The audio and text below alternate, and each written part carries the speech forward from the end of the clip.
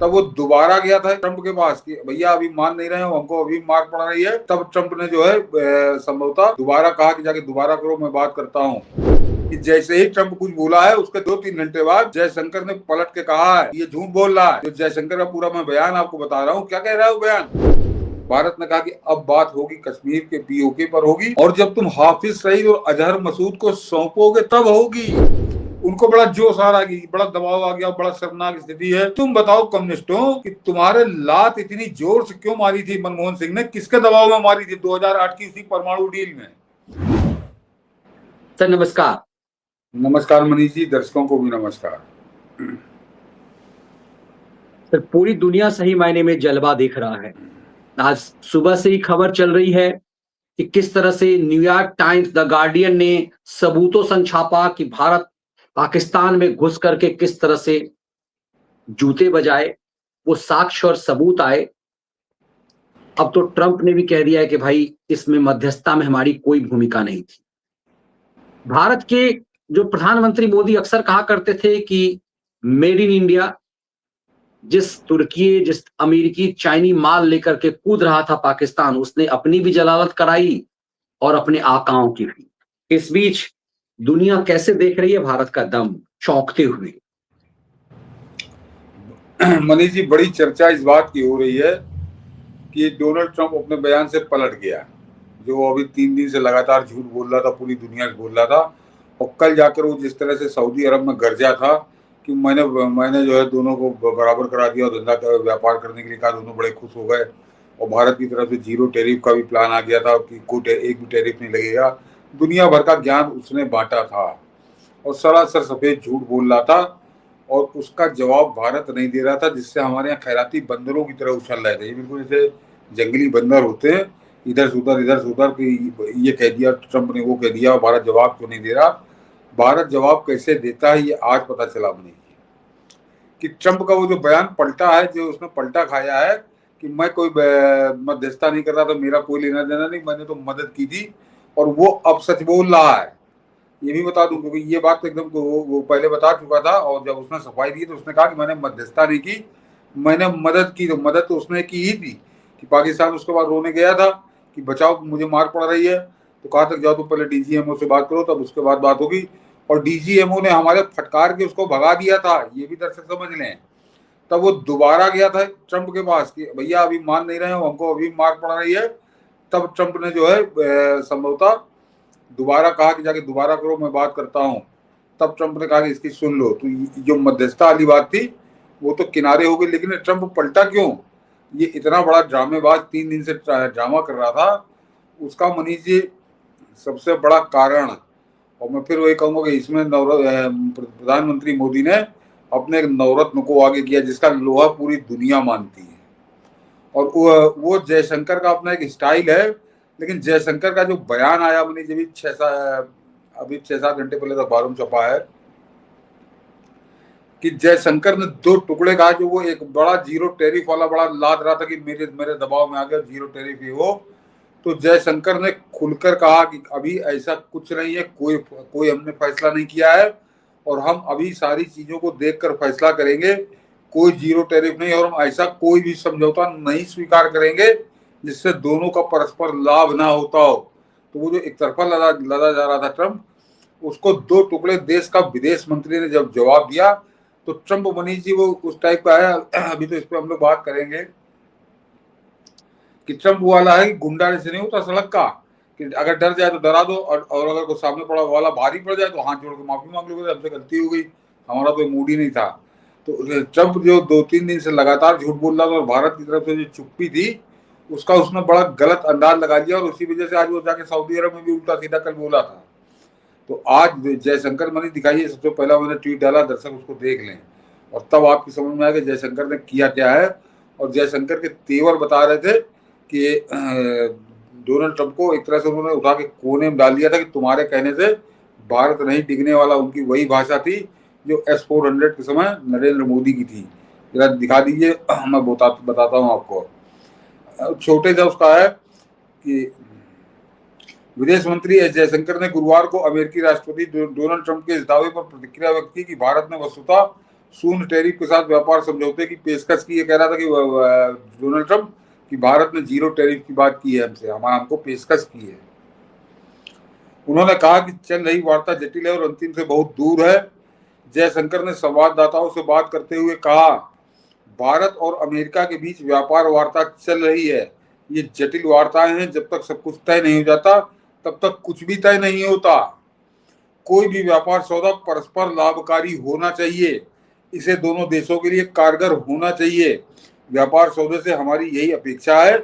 जब तक ऐसा नहीं हो जाता इस पर कोई भी निर्णय जल्दबाजी होगी। तो ये आज रंगबाज देश का रंगबाज प्रधानमंत्री का रंगबाज विदेश मंत्री बोल रहा था, और जयशंकर के बोलने का क्या असर हुआ है कि वो मुकरा तुरंत उसकी समझ में आया कि सौदा खटाई में पड़ जाएगा। और मैं पहले बता चुका हूँ कि 8.5 लाख करोड़ रुपए के F-15 दांव पे लगे हुए हैं और रूस का पूरा सिस्टम एक्टिव हो चुका है। तो उसको लगा कि ये जो मैंने बड़बोलापन शुरू कर दिया है 2 दिन से, ये कहीं भारी ना पड़ जाए। और ये अभी ये जो सौदेबाजी कर रहा जाके वहाँ गल्फ कंट्री में, इस पर तो हम लोग कहीं अभी इसी पे बात करते हैं कि वो हवाबाजी वाली बातें नहीं थी। ये कितना भारी पड़ा है। और जयशंकर का जवाब, जयशंकर को हम लोग पहले भी मनीष जी कई बार इस बात का जिक्र कर चुके हैं कि जयशंकर ऐसे विदेश मंत्री हैं इस देश के कि जिनको पूरी दुनिया गंभीरता से लेती है। और शायद एक प्रोग्राम में आपने ध्यान दिलाया था कि दुनिया के बड़े बड़े विदेश मंत्री और राष्ट्रपति भी जयशंकर से मिलने के लिए उत्सुक रहते हैं, जयशंकर के साथ हाथ मिलाने के लिए उत्सुक रहते हैं। जयशंकर वो व्यक्ति हैं और आज उन्होंने जवाब दिया है। तो आज डोनाल्ड ट्रंप को नींद नहीं आएगी रात में, बता रहा हूं आपसे। नहीं, एकाएक मैं देख रहा हूं कि सोशल मीडिया पर पूरे जयशंकर के खिलाफ भी मुहिम चल रही है। पूरा लेफ्ट लिबरल गिरोह जो है वो सबसे फेल्योर विदेश मंत्री के रूप में कह रहा है। क्या जयशंकर की इन सफलताओं को देख करके एक नैरेटिव नया तय करने की सुपारी इन लोगों को चाइना या अमेरिका से मिला है? क्या आप देख रहे हैं कि पहली बार ऐसा कि जयशंकर के खिलाफ, अब मोदी को छोड़ के एकाएक लोग जयशंकर के खिलाफ पड़ गए हैं? नहीं मनीष जी, इन हरामखोरों का जयशंकर के खिलाफ होना, विदेश मंत्री जयशंकर को गाली देना, कोसना बिल्कुल सही है मनीष। ये इनकी आदत पड़ी हुई थी कि जिन सरकार के तलुए चाटा करते थे, जिनकी दलाली किया करते थे, जहां पर अपने काम सेटिंग किया करते थे, ठेका पट्टा लिया करते थे, जिन दलालों में इनकी दलाली चलती थी, जिन सरकारों में, उस सरकार का विदेश मंत्री कैसा होता था मुझे हमेशा याद दिलाना पड़ता। आज फिर याद दिला रहा हूँ कि इनको SM कृष्णा जैसा विदेश मंत्री पसंद है, जो विदेश में जाकर किसी दूसरे देश के राष्ट्रपति का विदेश मंत्री का भाषण पढ़ने लगा था और चाहे वो पूरा एक पैरा पड़ गया। वो तो जब विदेश मंत्रालय के अधिकारी दौड़े, और संभवतः बेचारे उस समय भी जयशंकर रहे होंगे क्योंकि ये तो विदेश मंत्रालय में नौकरी करते थे, जाके उन विदेश मंत्रालय के अधिकारियों ने उसके हाथ से छीना भाषण। ये क्या कुकर्म कर रहे हो? ये कहीं तुर्की का या मंगोलिया कहाँ के देश के विदेश मंत्री का भाषण पढ़ने लगा था? उसका वहां रखा हुआ था, पढ़े जा रहा था। उसको इतना भी होश नहीं था, यानी सोच लीजिए कितना वो दारू पिए था, गांजा पिए था, भगवान जाने क्या किए था, कि उसके ये नहीं समझ में आया कि मैं अपने भारत के बजाय मैं किसी और देश के विदेश मंत्री का भाषण पढ़ रहा हूँ। तत्काल उसको 2 लाइन में ही समझ में आ जाना चाहिए। तुम्हारी गलती हो जाती कभी कभी, लेकिन वो पढ़ता चला जा रहा था और वो बाकायदे वीडियो है मनीष जी। तो इनको उसी टाइप के विदेश मंत्री चाहिए थे, काट के उल्लू, जैसे काट का घोड़ा आजकल राष्ट्रीय अध्यक्ष इनको बड़ा रास आ रहा है, वैसे इनको काट के उल्लू विदेश मंत्री चाहिए थे। और इस समय जो विदेश मंत्री हैं, या इससे पहले सुषमा जी थी, या अब जो जयशंकर आए हैं, तो वो अपने दम पर नाक में दम किए हैं। और इस बड़बोले को, इस जो बंदर है जिसके हाथ में उस्तरा आ गया अमेरिका नाम का, इसको कैसे दुरुस्त करना है जयशंकर से बेहतर कोई नहीं जानता। और आज जो उन्होंने बताया है कि ये झूठ बोल रहा, मतलब सीधे सीधे मनीष जी, कूटनीति भाषा में कभी कहा नहीं जाता कि अब अमेरिका का राष्ट्रपति है ये गधा, तो इसको कैसे गाली दे, कैसे कहते कि झूठा है। तो ये एक तरीका होता कि जो कुछ डोनाल्ड ट्रंप ने कहा था, जरा मैं ये भी बता दूं आपको कि उनकी विदेश मंत्री जयशंकर की यह टिप्पणी ट्रंप द्वारा कतर में एक व्यापार मंच पर बोलते हुए ये दावा करने के कुछ समय बाद आई कि भारत ने अमेरिका को शून्य टैरिफ के साथ व्यापार समझौते की पेशकश की है। ट्रंप ने दावा किया कि भारत में इसे बेचना बहुत मुश्किल है। भारत ने हमें एक ऐसा सौदा पेश किया है जिसके तहत वे मूल रूप से हमसे कोई टैरिफ नहीं वसूलने को तैयार हैं। उन्होंने इस बारे में और जानकारी नहीं दी। इतना बोल के वो झूठ बोला था। तो उसके कुछ ही घंटे बाद विदेश मंत्री जयशंकर का जवाब मैं आपको बता रहा हूँ, और ये सार्वजनिक जवाब है, सारी एजेंसियों पे है, ANI पे है, सारे अखबारों में है, सारी दुनिया के न्यूज चैनलों पे है। तो ट्रंप के मुंह पर जूता है ये। आप जरा कूटनीतिक इसके अर्थ जानिए कि जैसे ही ट्रंप कुछ बोला है उसके 2-3 घंटे बाद जयशंकर ने पलट के कहा है कि ये झूठ बोल रहा है। जो जयशंकर का पूरा मैं बयान आपको बता रहा हूँ, क्या कह रहा है वो बयान कि अभी ऐसा कुछ नहीं है, यहाँ पे कुछ है ही नहीं ऐसी बात, अभी तो हमारी बातचीत चल रही है और आगे जो कुछ होगा उससे दोनों देशों को जो परस्पर लाभ होगा उस पर कोई बात हम फाइनल करेंगे, अभी कुछ फाइनल है ही नहीं। तो ये कहने का क्या मतलब, इसका कहने का मतलब ये है कि वो जो डोनाल्ड ट्रंप बोल रहा था सऊदी अरब के अंदर सफेद झूठ बोल रहा था, वो झुट्टा है, ये है। और ये बात कहने के लिए दमदार देश का दमदार विदेश मंत्री चाहिए, जो सौभाग्य से आज देश के पास है। बिल्कुल, और इसीलिए यही वजह है कि पूरी तरह से डोनाल्ड ट्रंप के इस पूरे प्रकरण को लेकर के भी जयशंकर को लोग कटघरे में खड़े करने लगे। आज पूरी तरह से देखा गया कि पूरी दुनिया से, जैसे मैंने अभी आपको शुरुआत में कहा कि न्यूयॉर्क टाइम्स से लेके तमाम अखबारों में इस इस सत्यता को स्थापित किया गया कि कैसे भारत ने घुस करके पाकिस्तान को मारा। ट्रंप भले ही ड्रामा कर रहा हो कि भारत को और पाकिस्तान को एक तराजू में तोलने की कोशिश कर रहा हो, लेकिन दुनिया भर के उन अखबारों में भारत की महिमा गाई गई और अब पाकिस्तान ने तो खुल करके सरेंडर कर दिया। जैसे कि पानी पर कहा कि भीख मांगने की सिलसिला शुरू हुआ कि हमें भारत किसी तरह से पानी दे। आज पाकिस्तान का जो सो कॉल्ड सबसे बड़ा पत्रकार, उसके सामने बेनजीर भुट्टो का बेटा जो है वो कह रहा है कि हमें डर लग रहा है कि भारत फिर कहीं सीज फायर का उल्लंघन करके घर में घुस करके मारेगा। तो क्या ये नए भारत का एक नए तरीके का जलवा है ये? मनीष जी, इसको दिखाने से पहले जरा एक खबर और बता दूं दर्शकों को, आपको पाकिस्तान के अखबारों में जाना पड़ेगा और वो उर्दू का अखबार था, बड़ी मुश्किल से मैंने ट्रांसलेट करके उसका निकाला है कि पाकिस्तान में एक नया हाहाकार मचा है भारत की रंगबाजी का। और वो आ जाएगा मेरे ख्याल से कल परसों के अंदर, कि जहां पर वो जो किराना हिल्स जहां पे कहा जा रहा है कि परमाणु हथियारों को भंडार रखे था पाकिस्तान, उसकी एग्जिट और एंट्री पॉइंट दोनों पॉइंट को भारत ने ध्वस्त कर दिया है। और चूंकि वो 50-50 60-60 मीटर अंदर जमीन में गड्ढा बना के रखे गए हैं, तो अब वहां पर जब तक आप एंट्री पॉइंट और एग्जिट पॉइंट का पूरी तरह से रिपेयर ना कर दें, तब तक वहां पे जाने का मतलब मौत के मुंह में जाना है। ये इसको समझिए, वहां पर कोई इंजीनियर या मिस्त्री या कोई जाएगा जो उसको रिपेयर करने वाला या दोबारा उसको बनाने वाला, तो एंट्री पॉइंट पे ही इतना रेडिएशन इकट्ठा है कि वो जो है मर ही जाएगा वो। तो उसका कोई इंतजाम, अभी कोई इंतजाम उसका पाकिस्तान के पास है नहीं, और अमेरिका से जो टेम्परेरी टीम आई है वो भी उसको नहीं कर पा रही है। तो उसका मनीष जी हुआ ये है कि पाकिस्तान ने अपने जिन फौजी अफसरों और फौजी इंजीनियरों और फौजी सिपाहियों की ड्यूटी लगाई थी कि जाकर जरा उसको रिपेयर करने की कोशिश करो, उन सब ने मना कर दिया। और वहां पे मना करने के बाद ये हो गई मारपीट की नौबत है कि हम तुम्हारे ऊपर ये एक्शन कर लेंगे, वो उन्होंने कुछ भी करो लेकिन हम वहां पे नहीं जाएंगे। तो उस जो किराना हिल वाली जो साइट है वहां पर कोई पाकिस्तानी कुत्ता भी नहीं जाने को तैयार है, उसको तो छोड़ दीजिए। और वो उसी घायल अवस्था में पड़ा हुआ है, एंट्री पॉइंट भी एग्जिट पॉइंट भी। और वो कहीं आगे बढ़ गया वो मामला, तो पाकिस्तान में मौत नाचेगी, जो हम लोगों ने 3-4 दिन पहले कहा था वही होगा। तो अभी वो रिसाव वहां पर कंफर्म नहीं हो पा रहा कि उतना ज्यादा उतनी तेजी से हो रहा है कि नहीं, और पाकिस्तान के हाथ पांव तो इसी में फूले हुए हैं। तो एक तो इस बात को समझिए कि वो जो भंडार था वो तो खत्म, अब वो उसके परमाणु हथियार खत्म हुए हैं या नहीं हुए इस बात से कोई मायने नहीं रखता, क्योंकि एंट्री एग्जिट पॉइंट को डैमेज कर देने के बाद एक तरह से वो अब वो दफन हो गए, उनकी कब्रिस्तान वहीं बन गया। 72 हुरों के पास वो परमाणु हथियार भी पहुंच गए पाकिस्तान का वहां कुछ होना नहीं है, क्योंकि दोबारा उसकी रिपेयरिंग करके वहां पे उसी पुरानी स्थिति में लाना ये असंभव काम है। जो जाएगा वो अपनी जान से खेलेगा। तो पाकिस्तानी आर्मी कितनी बहादुर है, कितनी काबिल है, कितनी योग्य है, कितनी विद्वान है, ये इस घटनाक्रम से समझ में आ रहा है। वहां पाकिस्तान में इस पर बड़ी जोर से चर्चा है कि उस साइट का कर क्या रहे हो। और पाकिस्तान ने कोई एनजीओ ढूंढ के लाया है, वो बता रहा कि वहां कोई रिसाव नहीं हुआ। आपने मनीष जी देखा होगा उस युद्ध के बाद भी जितनी भी फुटेज आ रही, चाहे वो पाकिस्तानी किसी की तरफ से आ रही हो या भारत का तो जब बम गिराया था तभी आई है, कि आपको उस जब वो वीडियो फुटेज चलती है किराना हिल्स की, तो आपको कोई दूर दूर तक चिड़िया नजर नहीं आ रही है। तो इसका मतलब लोगों ने वहां से बड़ी दूरी ऑलरेडी बना ली है। और एक इनका परमाणु हथियार वो कई हजार करोड़ का होगा, उसकी दफन हो गए, वो कब्रिस्तान बन चुका है वहां पर, ये तय है।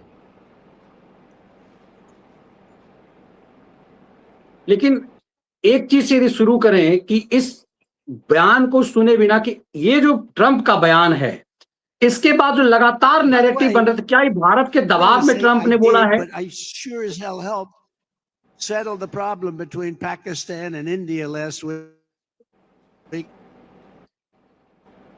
which ये जो खलीफा बन रहा था ट्रंप, यदि ट्रंप चाहता तो इस पे चुप्पी लगा सकता था, बहुत बार बोल चुका है। तो क्या ये भी भारत के जलवे की ही वजह है कि जिस वजह से ट्रंप को ये चीजें बोलनी पड़ी? ट्रंप चाहता तो बहुत आसानी से अभी इस पे दोबारा से बोलने की जरूरत नहीं, तो कह चुका था कि हमने क्रेडिट लिया, हमने हमारी वजह से सब कुछ हुआ। और भारत में बड़ा बढ़िया से नरेंद्र मोदी की जलालत कांग्रेस देखी कि एक से एक वीडियो बना करके प्रधानमंत्री को अपमानित करते हुए कि कैसे नरेंद्र मोदी को ट्रंप ने मुंह दबा दिया। इस तरह का अपमानजनक कई सारे वीडियो जा रहे हैं। मनीष जी बता दूं ये वीडियो क्यों जारी किया होगा? कि मैं बता रहा हूँ इसका पूरा चरित्र, कि पूरी दुनिया और भारत में भी बहुत बड़ी संख्या में इसके फैन थे। हम आप भी इसके फैन थे कि ये आदमी अमेरिका का राष्ट्रपति होने जा रहा है और इसकी जो विचारधारा है, जो इसकी सोच है, वो तो इसको वहाँ का राष्ट्रपति होना चाहिए। सब लोग कह रहे थे, उसमें कोई वाली बात नहीं है। और वो क्यों कह रहे थे? क्योंकि ये इस्लामिक आतंकवाद के खिलाफ सबसे मुखर आवाज था ये, अपने पिछले कार्यकाल में भी और जब विपक्ष में रहा तब भी। और इस्लामिक आतंकवाद के खिलाफ बड़े डंके की चोट पर ये आदमी बोलता था। तो लोगों को लगता था कि ये आदमी, इसके अंदर कोई सेकुलरिज्म का नशा नहीं है और ये जो है दो टुकड़े बात करता है, जो सच बात होती है कहता है। लेकिन इसके अब की जब ये राष्ट्रपति पद पे बैठा और उसके बाद जब इसके भूत सवार हुआ पैसा कमाने का, मेक अमेरिका ग्रेट अगेन, तो मैं दर्शकों को बता दूं कि मेक अमेरिका ग्रेट अगेन, तो इसका जो नशा है, उस नशे के ऊपर एक उसने रेशमी चादर उड़ाई है। ये इस तरह से अमेरिका ग्रेट नहीं होने जा रहा, अमेरिका की धज्जियां उड़वा देगा और ये क्या हालत में पहुंचाएगा, इस पर अभी आपको बताऊंगा इसके बारे में, तो आप लोग दंग रह जाएंगे। मैं इसको थोड़ा अकलमंद समझता था कि ये अरबों खरबों है, तो मैं ज्योतिष पे विश्वास करने वाला आदमी हूँ मनीष जी, कि इसके कुछ ग्रह नक्षत्र हैं इसके जन्म कुंडली में, कि ये अरबपति हो गया, ये अमेरिका के अंदर अरबपति है। अन्यथा ये जो डील करके आया कल, सऊदी अरब वाली डील पे मैं बड़ा नाराज भी था, लेकिन आज मुझे हंसी आ रही थी इस आदमी के ऊपर। तो ये डील बता रही कि ये केवल पैसे के पीछे पागल है और ये अपने आप को एक हेलुसिनेशन में कह लीजिए नार्सिसिस्ट व्यक्ति है ये, कि अपने आप में अपनी दुनिया में मगन रहता है। इसको लगता है कि मैं ही सबसे ज्यादा जानता हूँ, मैं ही सबसे ज्यादा सही हूँ, बाकी पूरी दुनिया पागल है। तो ये अब इसका जो चेहरा सामने आया, पैसे की भूख, इसकी प्यास समझ में आई है, तो वो इसको बहुत भारी पड़ने जा रही है और इसके साथ साथ अमेरिका को बहुत भारी पड़ने जा रही है। तो वो इसको छोड़ दीजिए कि ये इसने क्यों कहा, कैसे कहा, ये अपने पागलपन में अभी ये बहुत से कारनामे करेगा। अमेरिका के ही जो कई अधिकारी है, पूर्व राष्ट्रीय सुरक्षा सलाहकार, वो खुद ही जिस तरह से बात पक्ष रख रहे हैं भारत का, इसने ट्रंप ने तो गोलमोल करने की कोशिश की, जैसे लगा कि समकक्ष खड़ा कर दिया भारत को और पाकिस्तान को। लेकिन अमेरिका के एक्सपर्ट ही जो बातें रख रहे हैं, वो बता रहा है कि भारत का दम, भारत का जलवा क्या है। ये देखिए, अमेरिका के पूर्व अधिकारी है ये इसे ऊपर वाला पूर्व राष्ट्रीय सुरक्षा सलाहकार जॉन बोल्टन। हाँ, ये एनएसए हैं अमेरिका के, एनएसए के अमेरिका हैं जॉन बोल्टन, अमेरिका के एनएसए हैं ये जॉन बोल्टन। और इन्होंने जो कुछ कहा जरा उसको दर्शक समझ लें। और ये बता दूं कि अभी इनका 3-4 घंटे पहले का CNN न्यूज 18 में मैं इनका इंटरव्यू देख रहा था, उसको उसका वीडियो नहीं ले पाया क्योंकि अभी लाइव था, अभी उन्होंने डाला नहीं था वीडियो। तो जरा सुनिए उन्होंने कहा क्या अपने उस इंटरव्यू में, कि CNN न्यूज 18 से बात करते हुए अमेरिका के पूर्व राष्ट्रीय सुरक्षा सलाहकार जॉन बोल्टन ने कहा कि भारत ने इस युद्ध में पाकिस्तान को बहुत बुरी तरह मारा है। जरा यहाँ से शुरुआत है कि बोल्टन ने कहा कि भारत ने इस युद्ध में पाकिस्तान को बहुत बुरी तरह मारा है और युद्ध विराम के लिए सबसे पहले पाकिस्तान ही बुरी तरह चिल्लाया है। ये दोनों बातें उन्होंने स्पष्ट की हैं।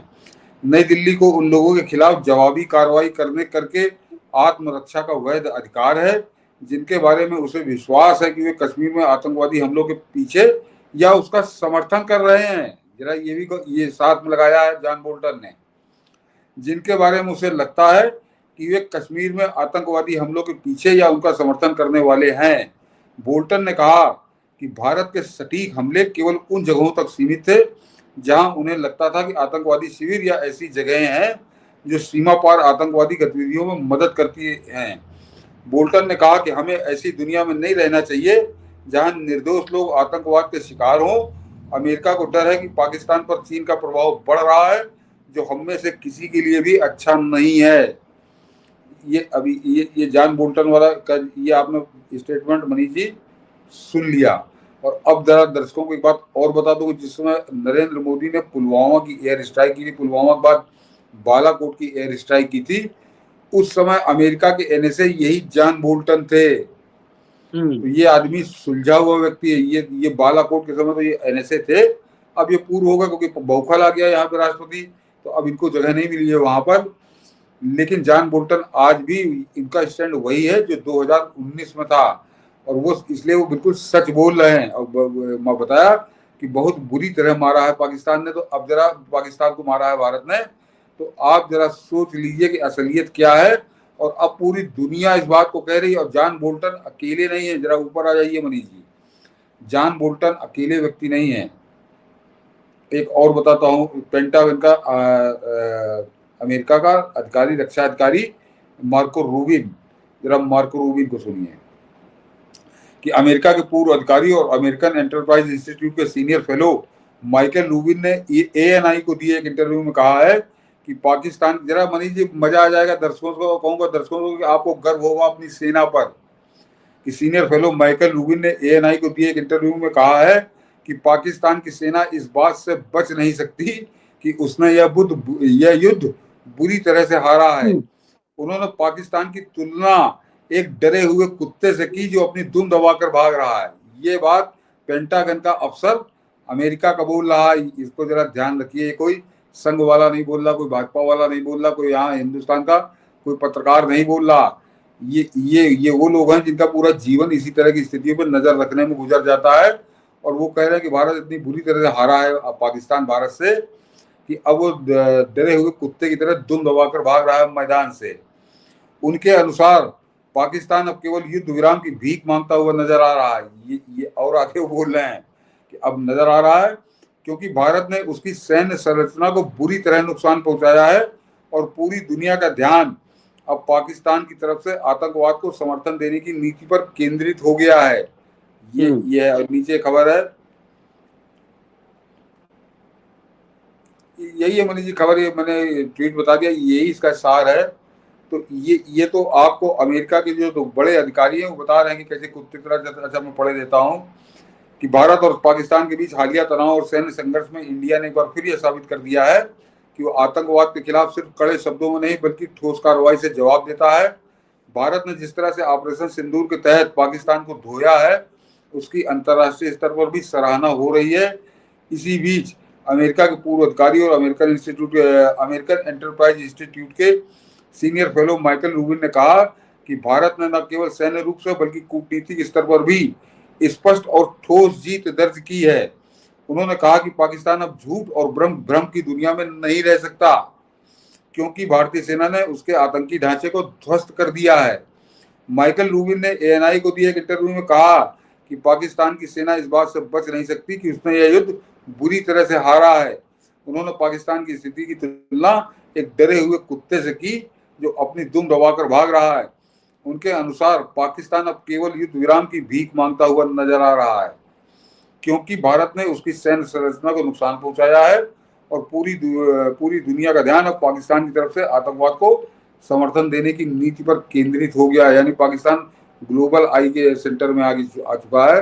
पूरी दुनिया ये जान गई है कि ये आतंकवादियों का अड्डा है, आतंकवादियों को संरक्षण देता है, समर्थन देता है। तो मनीष जी, किसी देश के लिए इससे ज्यादा बेइज्जती की बात क्या हो सकती है, और उसके दुश्मन के लिए इससे ज्यादा गर्व की बात क्या हो सकती है कि भारत ने कुछ नहीं कहा है। भारत ने कुछ नहीं कहा। ये अमेरिका के जो बड़े रक्षा अधिकारी रहे हैं, ये हैं नहीं, ये रहे हैं, और एक तरह से डोनाल्ड ट्रंप के विरोधी रहे हैं। और वो लोग ये बात कह रहे हैं, एक बता रहा है कि बहुत बुरी तरह मारा है, दूसरा बता रहा कुत्ते की तरह भाग रहा है दुम दबा के। तो पाकिस्तान की हालत समझिए, और इन सबको किनारे कर दीजिए। ये तो आप समझिए जो बात मैं कहने जा रहा हूँ। उसके बाद ये मैं बैकग्राउंड में, आप इसको जरा ध्यान रखिए कि क्या स्थिति भारत वहां पाकिस्तान की कर दी है भारत ने। इसका अनुमान आप एक बात से लगा सकते हैं। उसके लिए कोई गवाही की जरूरत नहीं है, किसी के कंफर्मेशन की जरूरत नहीं है। भारत ने आज जो स्टैंड लिया है वो स्टैंड पिछले 78 साल में नहीं लिया था। यानी मोदी सरकार भी 10 साल से ऐसा नहीं बोल रही थी जो आज बोली है वो, कि अभी तक तो। अब जरा मनीष जी ये गौर करिए कि मोदी सरकार जो है आज की तारीख में वो लगातार युद्ध की तरफ बढ़ रही है और पाकिस्तान जान बचाता घूम रहा है। कि आज भारत ने एक शर्त और कड़ी कर दी। वो आया था पानी मांगने कि पानी छोड़ दो, प्यासे मर जाएंगे, बड़ी हमारी तबाही आ जाएगी, पूरे पाकिस्तान तबाह हो जाएगा। तो उस पर तो कोई जवाब नहीं दिया भारत ने। भारत ने कहा कि अब बात होगी कश्मीर के पीओके पर होगी, और जब तुम हाफिज सईद और अजहर मसूद को सौंपोगे तब होगी। तो इन दोनों आतंकवादियों का नाम लेकर भारत ने मेरे ख्याल से पहली बार शर्त रखी है। तो पाकिस्तान अधमरा पड़ा है और उसके ऊपर एक तरह से उसके मुंह पर फिर लात रखी है भारत ने कि बोलो हाफिज सईद या अजहर मसूद को दोगे कि नहीं। तो ये तेवर भारत के कभी नहीं देखे थे दुनिया ने, जो अब देख रही है कि पहले पीओके, और पीओके से अब 1 इंच और आगे बढ़ गए प्रधानमंत्री मोदी। अब कह रहे हैं कि पीओके पर भी बात तब होगी जब तुम हाफिज सईद और अजहर मसूद को सौंपोगे, अन्यथा जूता चलेगा। और ये बिल्कुल फैक्ट है जो फिलहाल भारत के तेवर नजर आ रहे हैं। तो कितने दिन पाकिस्तान टिक पाएगा अभी ये तो पाकिस्तान को खुद नहीं मालूम। बिल्कुल यही सबसे महत्वपूर्ण है कि ये जिस चीज के लिए मुंबई पर आतंकी हमले के समय में दबाव पड़ना चाहिए वो आज तक नहीं पड़ा। और मुझे लगता है कि पाकिस्तान की और ये सारी बातें खुलेआम हो रही हैं। बाकायदे कोई बैक चैनल या अंडर अमन की आशा वाला कोई गिरोह चल रहा हो, ऐसा कुछ नहीं है। ये बातें डंके की चोट पर भारत सीना ठोक कर कह रहा है और पाकिस्तान उससे मुंह चुराता भाग रहा है। कहाँ है ना, में जवाब नहीं दे पा रहा कि क्या करेगा इसके ऊपर। और ये पूरी स्थिति उस कांग्रेस के मुंह पर कालिक पोत रही है, कालिक, जो 2008 के हमले के बाद चुप्पे साध के बैठ गई थी कि यहाँ का मुसलमान नाराज हो जाएगा। पाकिस्तान पे हमला करना था पाकिस्तान पे, और यहाँ पे इनको मुसलमान नाराज हो जाएगा। और ये बात एक मुसलमान ने ही अपनी किताब में लिखी है, जो अमेरिका का राष्ट्रपति था जिसका नाम था बराक हुसैन ओबामा। उसने लिखा है कि मैंने जब मनमोहन सिंह से पूछा कि तुमने हमला क्यों नहीं किया, तो कहीं यहाँ पे भाजपा को फायदा हो जाता, मुसलमान नाराज हो जाता। तो ये 140 करोड़ तो 120 करोड़ थे, 120 करोड़ हिंदुस्तानियों किनारे रखे थे, उनको डाले हुए थे कूड़े टोकरी में। और ये इस चक्कर में लगे हुए थे कि मुसलमान नाराज हो जाए, तो ये पाकिस्तान को भी बख्शे हुए थे। और इससे जुड़ी तो मनीष जी कई बातें हैं, हम लोग कई बार बता चुके हैं कि 2008 की घटना याद कर लें कांग्रेसी, जो आज सवाल पूछ रहे हैं नरेंद्र मोदी से, तो इनका चेहरा पूरी तरह से काला नजर आएगा, पूरी तरह काला, कहीं इनको कुछ बचने का चांस नहीं है। बिल्कुल यही बात दिखाता है कि भारत का जलवा क्यों है।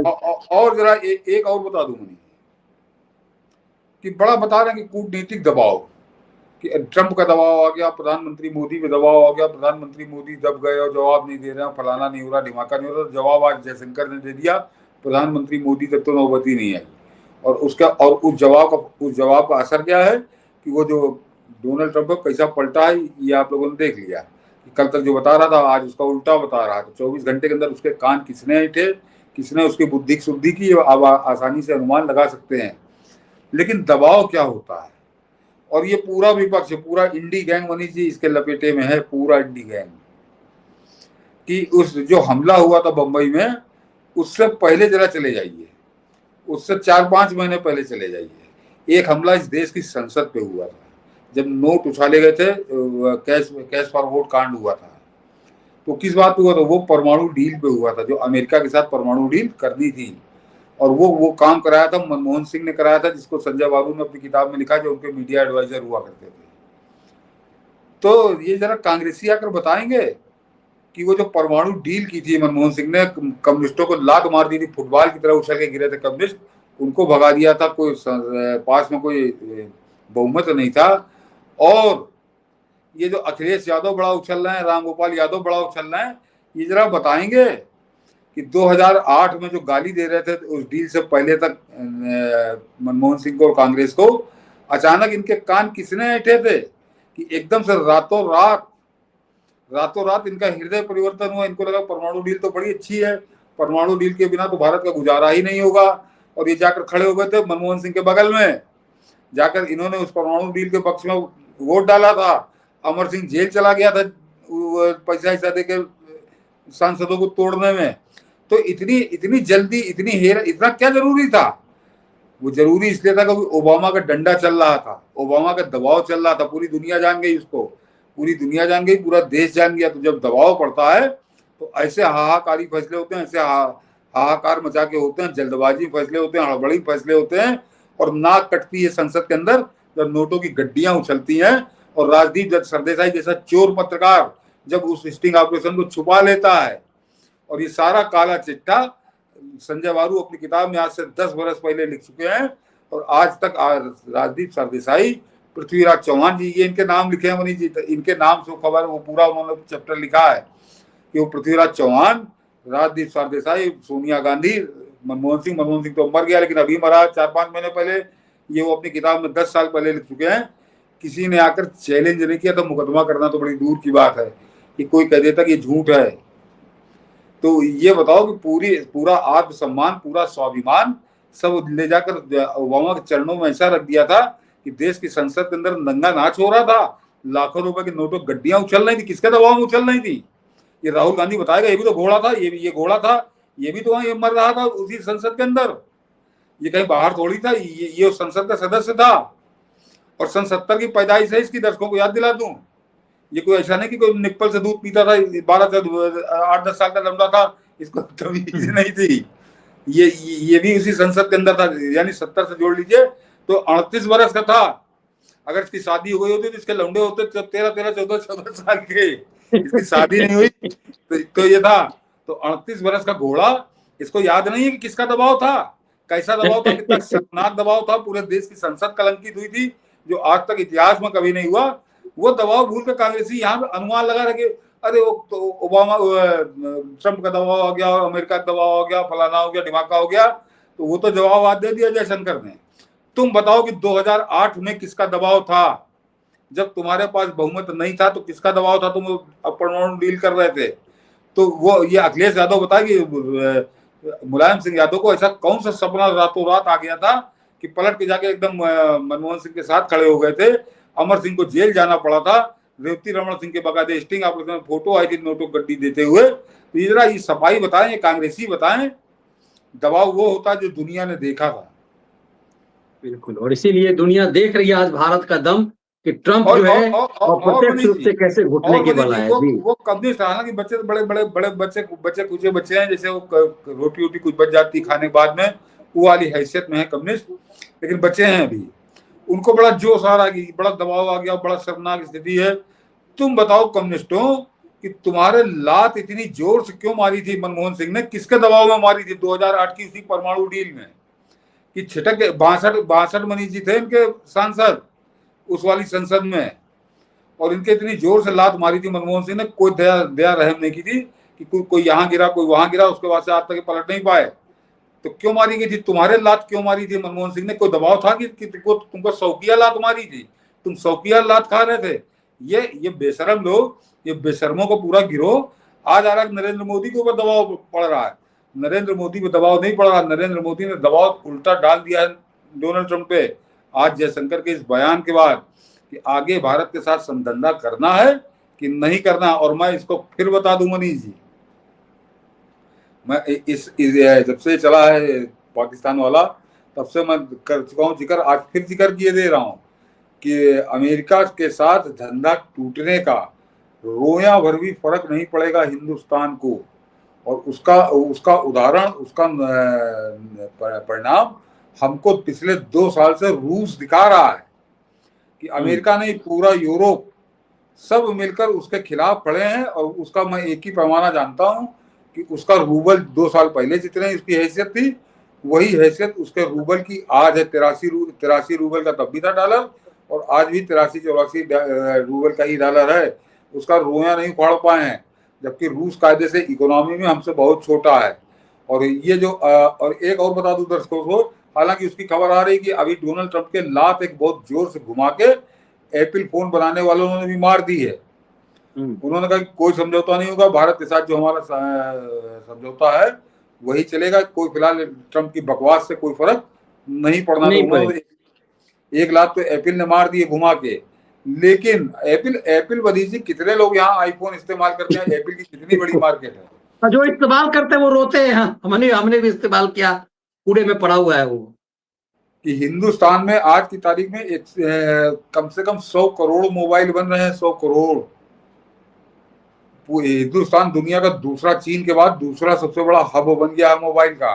तो वो एप्पल के मोबाइल यहाँ नहीं बन रहे, और वो मोबाइल जो बन रहे हैं वो भारत के उसमें 60% तो अपना मेड इन इंडिया है या यहाँ पे असेंबल होते हैं, और बाकी जो है वो साउथ कोरिया से या ताइवान से, वहां से हैं।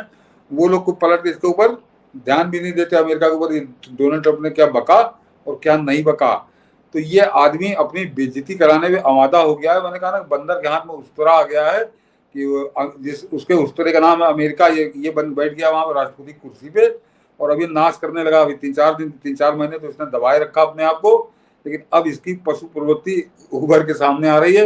लेकिन आज जो कुछ इसने किया वो तो बहुत ही शर्मनाक है, और आप दर्शकों को आनंद आएगा। बिल्कुल, हमने इसीलिए समझा कि किस तरह से भारत का जलवा जो है पूरी दुनिया जो है देख रही है, और ये कहते हैं ना, ये जो चुनौती भारत को मिली है, इस मस्खरे ने दी है, इससे अब भारत को और अवसर मिलेगा अपनी ताकत को, अपने जलवे को दिखाने के लिए।